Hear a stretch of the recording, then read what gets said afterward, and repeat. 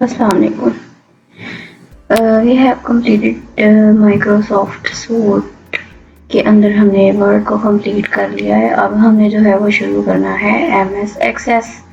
M S Access के अंदर शुरू करने से पहले हम कुछ बेसिक चीज़ें पढ़ेंगे, जैसा कि उसके अंदर क्या चीज़ें हम यूज़ करते हैं, वो किस लिए इस्तेमाल होता है, ये सारा कुछ हम देखेंगे। सबसे पहले हम डेटाबेसेस के बारे में देखेंगे, क्योंकि एम एस एक्सेस जो है वो सिंपली डेटाबेसेस के बारे में है। उसके अंदर आप डेटाबेस को डिज़ाइन कर सकते हैं, उसके अंदर रिट्रीविंग डेफिनेशन वगैरह को देख सकते हैं और उसके इंटरफेस के बारे में। माइक्रोसॉफ्ट एक्सेस जो है वो हमारे पास एक डेटाबेस मैनेजमेंट सिस्टम है जो कि माइक्रोसॉफ्ट की तरफ से है, और इसके अंदर हम मुख्तलिफ relational Microsoft jet database engines को यूज़ करते हुए ग्राफिक यूज़र इंटरफेसेस और डेवलपमेंट टूल्स को देखते यूज़ करके अपने डेटाबेसेस को डिज़ाइन और मैनेज कर सकते हैं। इसके अंदर मुख्तलिफ चीज़ों को देखते हुए ये जो हमारा एक एप्लीकेशन है, जिस तरह से वर्ड हमारी एमएस की ऑफिस के सूट में से थी, उसी तरह ये भी उसकी एक एप्लीकेशन है, और इसके अंदर प्रोफेशनल और हाई एडिटिंग टूल्स जो हैं मुख्तलिफ रिबन्स वगैरह यूज़ हुए हैं। उसके बाद डेटाबेस क्या होती है। डेटाबेस के अंदर माइक्रोसॉफ्ट एक्सेस जो है, जो इंफॉर्मेशन स्टोर करवाता है, वो डेटाबेस नहीं कर पाता है उस डाटा, और उसके अंदर जो चीज़ें हमें चाहिए वो हमारे पास ये 4 चीज़ें हैं, जैसे डेटाबेस क्रिएशन, कि हम डेटाबेस क्रिएट कैसे करते हैं एम एस एक्सेस के अंदर। उसके अंदर उसके डिफरेंट जो डाटा है उसको स्पेसिफाई किस तरह से कर सकते हैं, उसको स्टोर कैसे कर सकते हैं। एंड देन उसके बाद हम इसमें देखेंगे डाटा इनपुट्स। डाटा इनपुट्स क्या होती हैं, यानी कि आपने जो डाटा एंटर करना है अपने डाटाबेस के अंदर, वो किस तरह से आप एंटर करेंगे, किस तरह से डाटाबेस क्रिएट की, देन उसके अंदर डाटा को आपने स्टोर करवाया। Then Curie. क्यूरी क्या होती है कि एक इसके अंदर आप डाटा को रिट्रीव करवा सकते हैं डाटाबेस में से। It is the process of retrieving information. Reports जो होती हैं उसके लिए हम जो है वो इंफॉर्मेशन एक ऑर्गेनाइज्ड फॉर्म में डाटाबेस से लेते हैं, जैसे मुख्तलिफ हमारी प्रेजेंटेशन वगैरह होती हैं, उनको हम प्रिंटेड फॉर्म में एक्सेस रिपोर्ट से ले सकते हैं। उसके बाद इसकी एक्सटेंशन क्या होती है, हमारी जो फाइल है वो किस एक्सटेंशन के साथ। पहले जो एक्सटेंशन थी इसकी वो थी MDB। अब जो एक्सटेंशन है वो यूज़ होती है .ACCDB, मतलब Microsoft Access DB, ACC Access है। पहले जो थी वो माइक्रोसॉफ्ट का MDB था सिर्फ। अब जब वो दोनों में ही सेव कर सकते हैं वैसे तो। इसके अंदर डेस्कटॉप में जो स्टैंडर्ड जो हम RDBMS यूज़ करते हैं फॉर सिंगल वर्क स्टेशन, और जो है हम अपने नेटवर्क के क्रॉस जो है डिफरेंट क्लाइंट एंड सर्वर के साथ अपना डाटा भी शेयर कर सकते हैं। इसके अंदर मुख्तलिफ जो डाटाबेस हम डाटा सोर्स के थ्रू जो डाटा हमें इसके अंदर डिस्प्ले करवाना होता है अपने वेब पेजेस के ऊपर, वो हम किसी इंटरनेट कंपनी से जो खरीदते हैं, देन उसके बाद अपना डाटा डिस्प्ले करवाते हैं। इसके बाद हमारे पास आर्किटेक्चर आता है। आर्किटेक्चर में हमारे पास 3 चीज़ें आती हैं, data definition, data manipulation and data control. Data definition क्या होता है। डाटा डेफिनेशन से सिंपल आपको पता चल रहा है कि यानी आपने अपना डाटा इनिशियलाइज करवाना है। स्टोर करवाने के लिए उसकी कुछ फील्ड्स को पहले स्पेसिफाई करना होगा, डिफाइन करना होगा कि आपका डाटा किस टाइप का होगा और किस फील्ड में आएगा। उसके बाद आपके पास आता है डाटा मैनिपुलेशन। डाटा मैनिपुलेशन क्या है, यानी कि उसको एडिट, अपडेट, इंसर्ट, डिलीट वगैरह करना, कि आप कौन सा डाटा अपनी डेटाबेस के अंदर रखना चाहते हैं, कौन सा अपडेट करना चाहते हैं, ये सारा रिट्रीव कि जो करवाना चाहते हैं डाटा, वो डाटा मैनिपुलेशन में आता है। Data control. डाटा कंट्रोल से मुराद ये है कि जो आपने जो डाटा एंटर किया उसमें कोई इनकन्सिस्टेंसी तो नहीं, इंटीग्रिटी है, ये सारा कुछ चेक करने के लिए जो उसकी रूल्स एंड रेगुलेशंस वगैरह होती हैं डाटा कंट्रोल उस तरह करते हैं। उसकी डाटा टाइप क्या है, उसमें कितना डाटा स्टोर हो रहा है, उसकी कितनी लिमिट है, ये सारा कुछ डाटा कंट्रोल में हम देखते हैं। उसके बाद हमारे पास कुछ ऑब्जेक्ट्स आते हैं, कुछ कंपोनेंट्स होते हैं हमारे पास डेटाबेस के अंदर, जिसमें सबसे पहले हमारे पास टेबल्स आते हैं, then queries, forms and reports. Reports जो ऑप्शनल होती हैं हमारी। टेबल्स क्या होते हैं कि टेबल्स के अंदर हम अपने मुख्तलिफ ऑब्जेक्ट्स को स्टोर करवाते हैं, मुख्तलिफ डाटा को स्टोर करवाते हैं।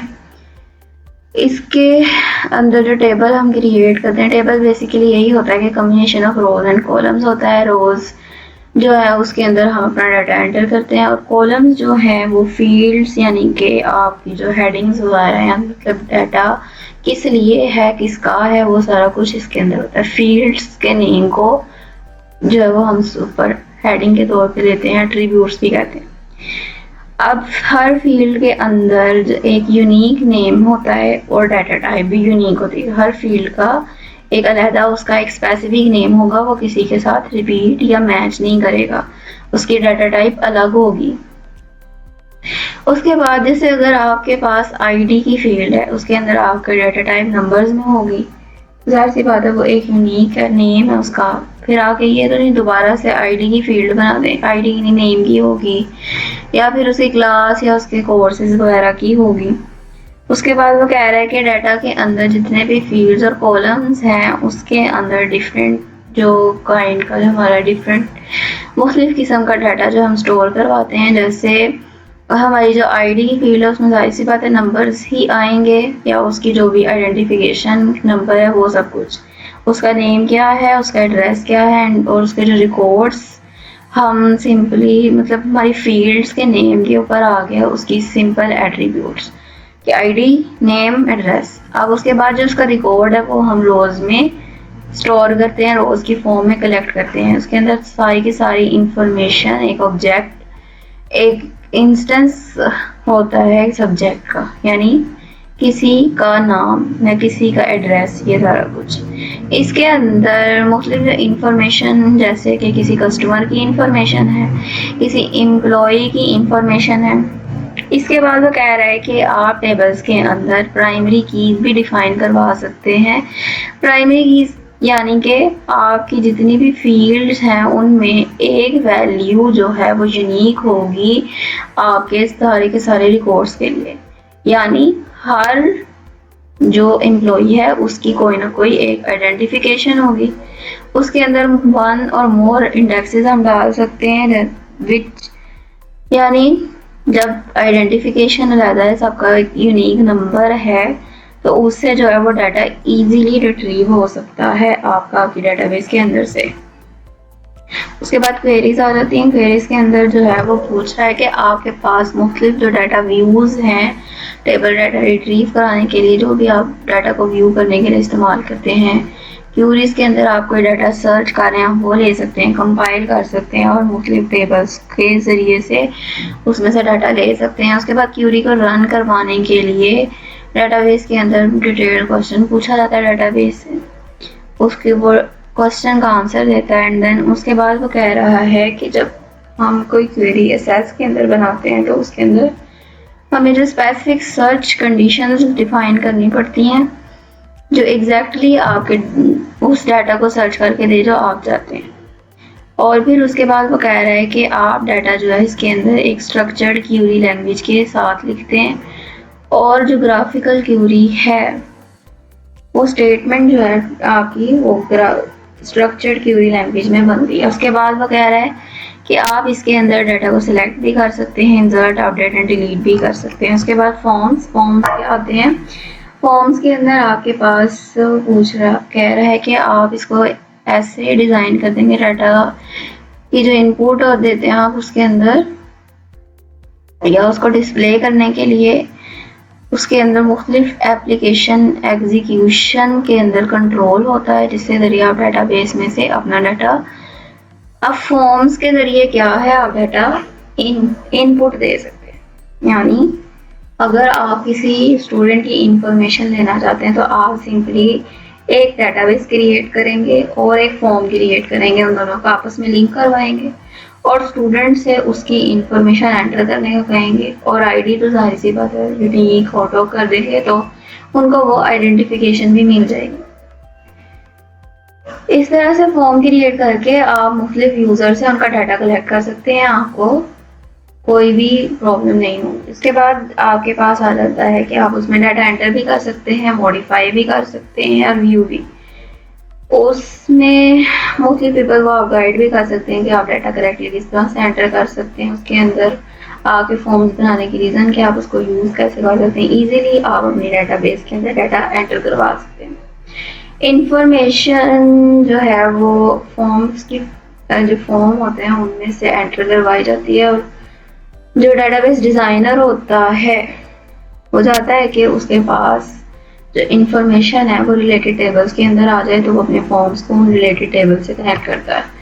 अब हमारे पास रिपोर्ट्स आ जाती हैं। रिपोर्ट्स हमारे पास ऑप्शनल ही होती हैं, लेकिन फिर भी इसमें वो क्यों यूज़ हो रही हैं हम ये पढ़ेंगे। अब रिपोर्ट्स क्या होती हैं, मतलब ये कि आपने किसी चीज़ का मुशाहिदा किया या आप किसी सिनेरियो में थे, आपने वो सिनेरियो आपने सीन देखा, फिर उसके बाद उसकी रिपोर्ट पेश की। वैसे ही सेम हुई कि डेटाबेस की फॉर्मेटिंग, कैलकुलेटिंग, प्रिंटिंग, समराइजिंग वगैरह को देखते हुए आपने एक रिपोर्ट पेश करनी। अब उस रिपोर्ट को जो है वो आपकी स्क्रीन पर दिखाया जाता है इससे पहले कि आप उसको प्रिंट करें। आप उसमें इनपुट वगैरह ले सकते हैं अपने फॉर्म से और फिर रिपोर्ट को आउटपुट के तौर पे देंगे। आउटपुट देन प्रिंट वगैरह निकालने के बाद आप इस तरह से करते हैं कि सिंपल यही है कि आपकी डेटाबेस कितनी अपडेट हुई, किस तरह से कैलकुलेशन हो रही, कितने प्रिंट निकले, ये सारा कुछ। इसके बाद हम इंटरफेस देखेंगे। इंटरफेस के अंदर के माइक्रोसॉफ्ट एक्सेस का इंटरफेस सेम वही तरीका है उसको खोलने का। आपके पास आपकी स्टार्ट बटन के अंदर बिल्कुल शुरू में एक्सेस 2016 आपको मिल जाए। आगे क्या करना है, यहाँ से या तो ब्लैंक ले सकते हैं, कोई सी भी डेटाबेस क्रिएट कर सकते हैं। अब यहाँ पे हमारे पास जो डेटाबेस मैंने ऑलरेडी क्रिएट की हुई थी मैं उसको ओपन करूँगी। अब ये आपके पास डेटाबेस का इंटरफेस है। ये एक डेटाबेस क्रिएट हुई, उसमें एक टेबल आपको नजर आ रहा है। अब आपके पास सेम उसी तरह वर्ड की तरह यहाँ पे बस होम बटन है, क्रिएट का टैब है, external data, database tools. Create में आप टेबल वगैरह क्रिएट करेंगे, उसके बाद जो भी आपने इसमें क्रिएशन वगैरह करनी, रिपोर्ट्स वगैरह वो सब कुछ इसमें आएगा।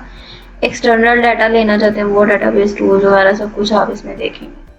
तो इसके बाद जो डेटाबेस क्रिएट कैसे करते हैं और उसके अंदर डाटा स्टोर कैसे करवाते हैं, टेबल्स वगैरह कैसे क्रिएट किए जाते हैं, ये हम अपने नेक्स्ट लेक्चर में देखेंगे। और अगर आपको इससे पहले इनकी बेसिक्स में कोई कंफ्यूजन है तो आप कमेंट सेक्शन में मेरे से पूछ सकते हैं। Thanks for watching. अल्लाह हाफ़िज़।